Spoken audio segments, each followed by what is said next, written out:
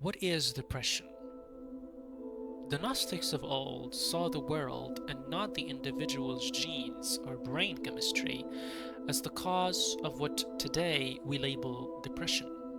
They understood depression as a dis-ease of the spirit in its relation to the world, not a disorder of the body or brain.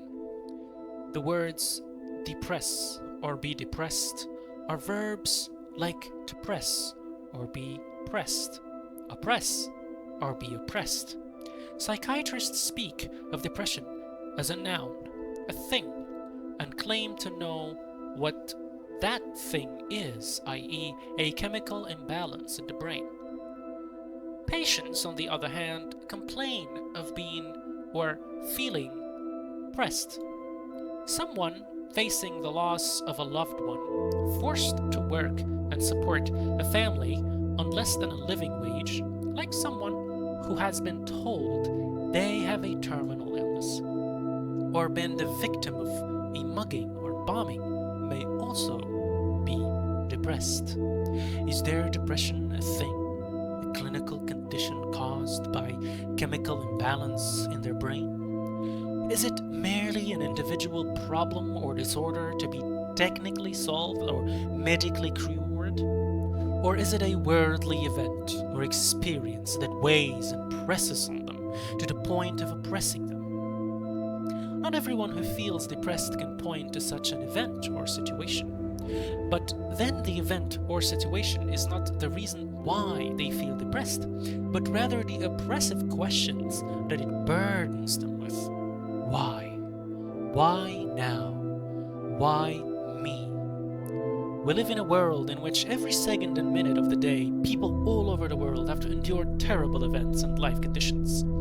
You can be sure that plenty of antidepressants are prescribed in Palestine. The only difference is that there, the prescribing physicians know full well that their patients are depressed for good reasons, and they have a right to be depressed. They know that the cause of their depression is not a chemical imbalance in their brain, but an oppressive problem, one that presses down on them heavily and therefore depresses them.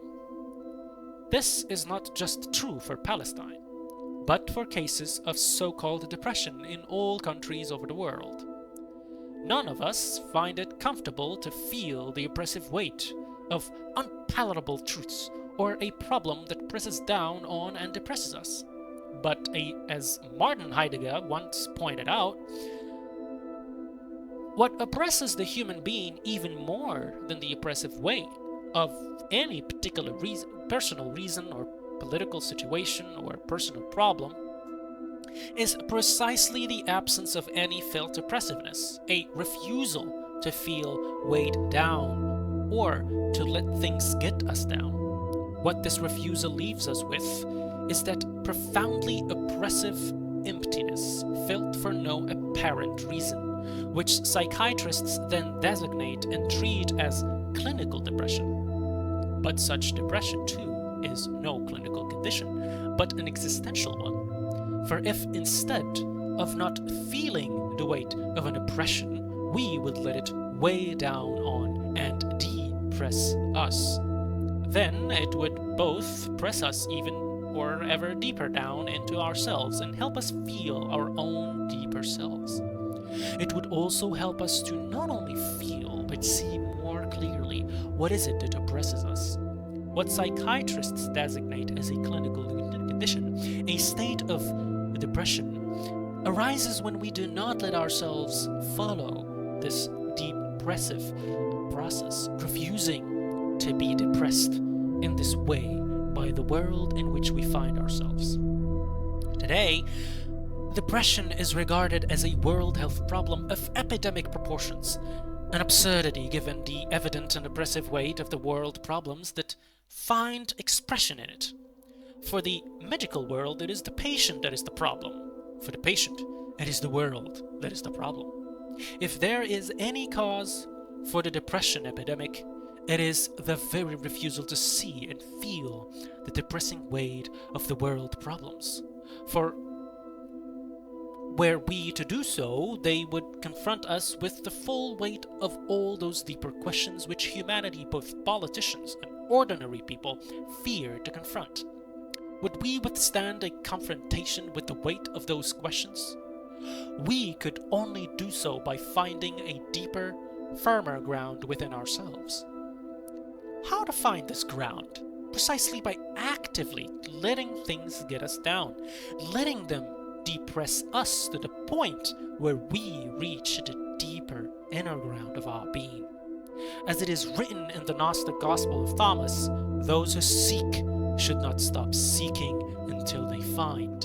When they find, they will be disturbed. When they are disturbed, they will marvel. They will reign over all. And after they have reigned, they will rest. To reign here means achieving the sovereignty of our own authentic being. To rest means coming to rest in our own inner being. Depression, in this sense, is a cure, helping us find the firmer ground necessary to withstand and confront the deeper questions we all face in the world. The real illness is to treat these basic questions simply as a personal health problem, depression, and to seek their solution through psychiatric medication.